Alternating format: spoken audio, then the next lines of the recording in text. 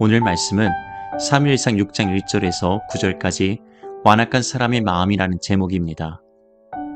주님, 우리의 완악한 마음에 주님 부드러운 마음을 주시고 주님 말씀을 듣게 하여 주시옵소서. 예수님의 이름으로 기도합니다. 타락한 인간의 마음속에는 하나님을 두려워하는 마음이 있습니다. 아담이 범죄한 직후 하나님의 낯을 피하여 숨었던 이유가 하나님이 두려웠기 때문입니다. 그럼에도 인간은 끊임없이 하나님을 의심하고 외면하며 대적합니다. 성경은 사람이 완악하기 때문이라 말씀합니다. 첫째, 마음이 완악한 사람도 하나님의 심판과 재앙을 두려워합니다. 1절에 여호와의 궤가 블레셋 사람들의 지방에 있은 지 7달이라. 블레셋이 전쟁에서 이기고 언약궤를 빼앗아 그들의 우상인 다곤에게 바쳤습니다. 이스라엘이 회개하지 않자 하나님께서 언약궤를 빼앗아 블레셋에 넘기셨기 때문입니다. 여기서 지방이란 빈 들판을 의미합니다. 그런데 언약궤로 인해서 하나님의 재앙을 견디지 못한 블레셋 사람들이 아예 언약궤를 가져다가 7달 동안 빈들에 방치해 두었습니다. 그렇게 하면 하나님의 재앙이 멈출 줄을 알았던 것입니다. 여기서 7달은 하나님의 완전수를 의미합니다. 하나님은 7달 동안 이전보다 더 강한 재앙을 블레셋에 내리셨습니다. 하나님의 완전한 심판을 의미합니다. 하나님의 완전한 심판과 재앙 앞에서 사람이 할 수 있는 것은 아무것도 없습니다. 사람이 제 아무리 뛰어나고 문명이 발달해도 하나님을 이길 수 없습니다. 여호와의 궤가 블레셋 사람들의 지방에 있은 지 7달이라. 블레셋 사람들이 의도적으로 언약궤를 방치한 것 같지만 여기에는 하나님의 구속사적 의미가 있습니다. 언약궤는 하나님의 임재와 영광을 상징하지만 이스라엘 백성의 속죄를 위한 곳입니다. 언약궤가 블레셋의 손에 넘겨졌다는 것은 우리의 속죄를 위해서 예수님께서 원수들의 손에 넘겨짐을 의미합니다. 언약궤가 다곤 신상 곁에 놓였다는 것은 원수들의 손에 넘겨진 예수님이 온갖 수치와 조롱을 받으신 후에 죽임을 당하신 일과 같습니다. 언약궤가 7달 동안 방치되었지만 하나님께서 완전히 심판하셨다는 것은 3일 동안 죽으셨다가 죄와 사망의 권세를 이기시고 다시 사신 예수님의 왕되심을 상징합니다. 이처럼 언약궤를 통해서 이스라엘의 죄악을 심판하셨던 일은 예수님의 십자가의 고난과 죽으심, 부활의 예표가 됩니다. 2절부터 5절까지 블레셋 사람들이 제사장들과 복수자들을 불러서 이르되 우리가 여호와의 궤를 어떻게 할까? 그것을 어떻게 그 있던 곳으로 보낼 것인지 우리에게 가르치라. 그들이 이르되 이스라엘 신의 궤를 보내려거든 거저 보내지 말고 그에게 속군제를 드려야 할지니라.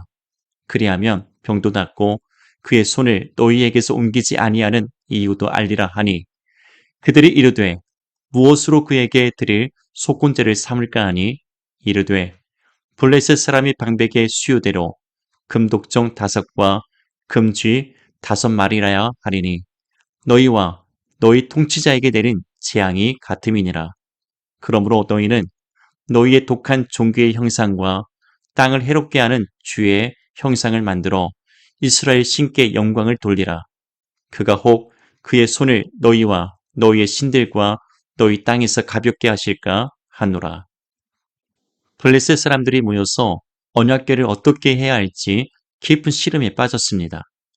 처음에는 언약궤를 가져다가 자신들의 승리의 전유물로 삼고 이스라엘의 하나님 여호와를 모욕했지만 이젠 블레셋 전역에 퍼진 독종 재앙으로 인해서 하나님에 대한 공포와 두려움에 패닉 상태에 빠졌습니다.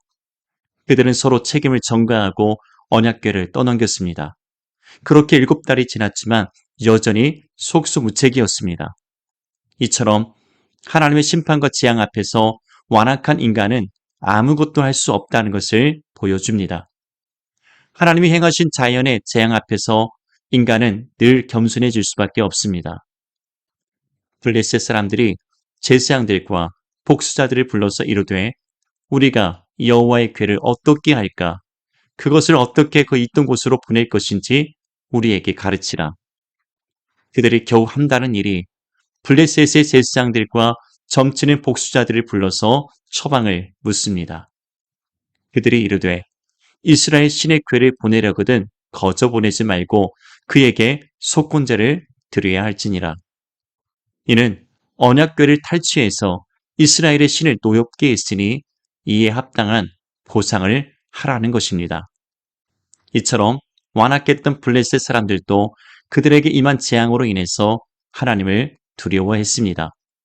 여전히 그들의 신을 믿고 의지하지만 이스라엘의 신이 그들의 신들보다 뛰어남을 인정해야 했습니다. 그래서 금독종 5개와 금쥐 5마리를 만들어 이스라엘의 신에게 바치고 언약궤와 함께 새 수레에 실어서 이스라엘로 돌려보내자 한 것입니다. 6절에 애굽인과 바로가 그들의 마음을 완악하게 한 것 같이 어찌하여 너희가 너희의 마음을 완악하게 하겠느냐. 그가 그들 중에서 재앙을 내린 후에 그들의 백성을 가게 함으로 백성이 떠나지 아니하였느냐. 놀라운 것은 이들도 출애굽 당시에 하나님께서 이스라엘을 위해서 애굽과 바로에 내리신 재앙에 관해서 알고 있었습니다. 만일 블레셋 사람들이 마음을 완악하게 해서 애굽의 바로처럼 행한다면 그들처럼 하나님의 심판과 재앙을 받게 될 것임을 경고한 것입니다. 이미 블레셋 사람들도 독종 재앙으로 하나님에 대한 두려움을 충분히 경험하고 있었습니다. 이처럼 마음이 완악한 자라도 하나님의 심판과 재앙을 두려워합니다. 그러나 그들의 두려움은 하나님을 경외하는 두려움이 아닙니다. 단지 재앙을 두려워할 뿐입니다.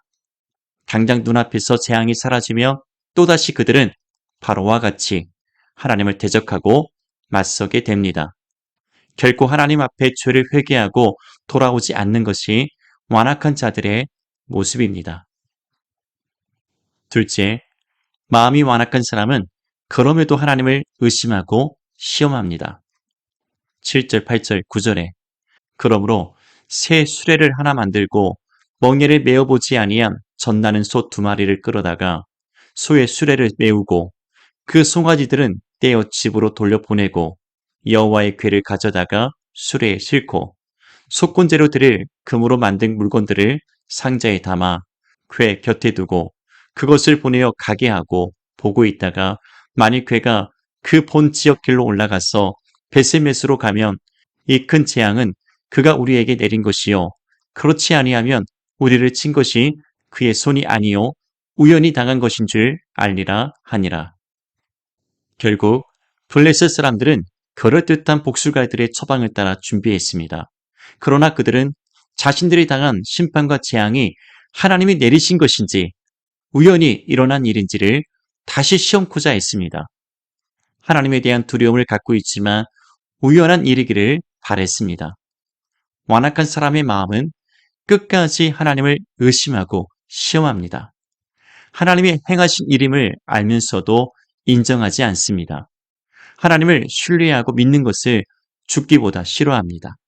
어떻게든 하나님을 부인하고 받아들이지 않습니다. 이스라엘의 신이 자신들의 신보다 뛰어난 것을 블레셋 사람들은 인정하고 싶지 않았습니다. 그래서 한 가지 꼼수를 생각해낸 것입니다. 하나님이 언약궤를 싣고 갈 새 수레와 젖나는 암소 2마리를 준비했습니다. 한 번도 실어보지 않은 새 수레와 한 번도 멍에를 매지 않은 젖나는 암소 2마리를 준비해서 그들이 준비한 보상금을 함께 싣고서 이스라엘로 돌려보내자 한 것입니다. 명백한 하나님의 심판과 재앙임을 알면서도 이렇게 하나님을 의심하고 시험합니다. 애굽의 바로가 했던 일을 우리는 하지 말자고 하면서도 블레셋 사람들도 똑같이 행하고 있습니다. 광야의 이스라엘도 끝까지 하나님을 시험하고 대적하다가 약속의 땅에 들어가지 못했습니다. 이렇게 마음이 완악한 사람은 하나님을 두려워하면서 동시에 하나님을 의심하고 시험합니다. 하나님이 행하신 일들을 의심하고 시험하며 도전합니다. 이것이 마음이 완악한 사람들의 모습입니다. 하나님께 마음을 열고서 예배 가운데 나오고 있습니까? 예수님을 영접하지 않고 복음을 듣지 않는 사람들을 위해서 기도하고 있습니까? 기도하겠습니다. 하나님, 감사합니다. 우리의 마음이 완악하지 않고 하나님 말씀에 대하여 믿음으로 순종할 수 있는 하나님의 사람들이 다 되게 하여 주시옵소서. 예수님의 이름으로 기도합니다.